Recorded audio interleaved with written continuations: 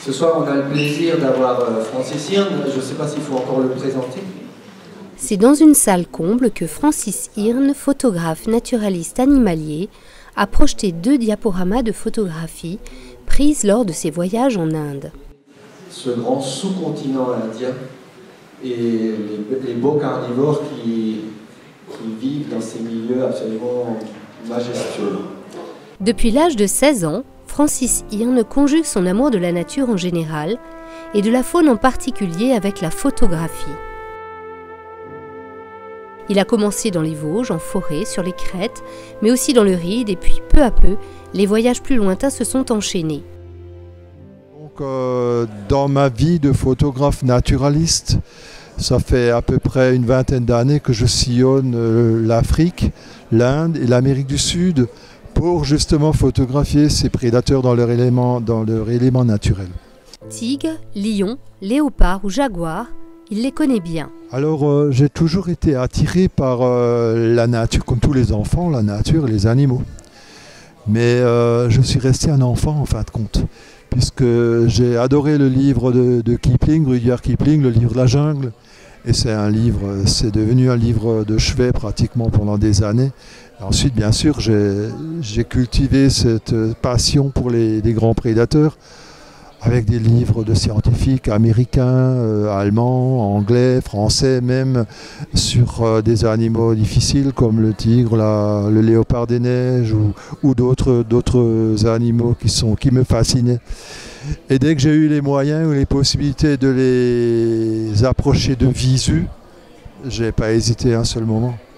Passionné par les grands félins, le colmarien Francis Hearn est parti à la recherche d'un mythe, la panthère des neiges dans les montagnes de l'Himalaya. C'est un mythe, c'est un animal mythique, c'est le graal absolu du naturaliste, la panthère des neiges.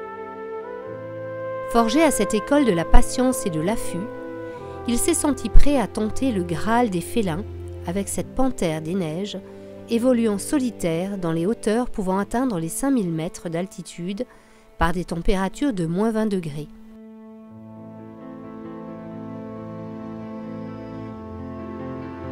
Un bon photographe animalier est avant tout un bon naturaliste. Il mesure ses actes et ne met jamais l'animal en danger. La patience et la discrétion sont des qualités essentielles.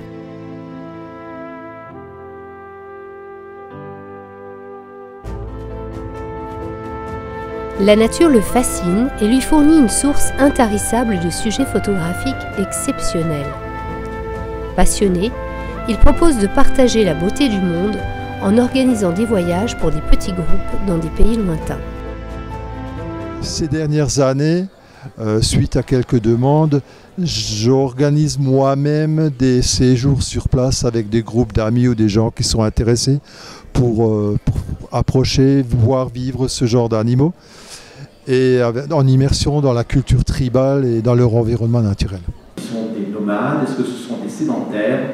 Est-ce que vous avez pu vivre un petit peu avec eux, s'il vous plaît? Oui, alors souvent c'est des tribus. À l'issue de la projection, le public a pu poser les questions relatives à ses voyages. Nos voyages, c'est des échanges qui sont très intenses. L'un des objectifs de ces voyages est la prise de conscience de la disparition de ces espèces emblématiques que sont les grands fauves. But, en fin de compte, il y en a plusieurs.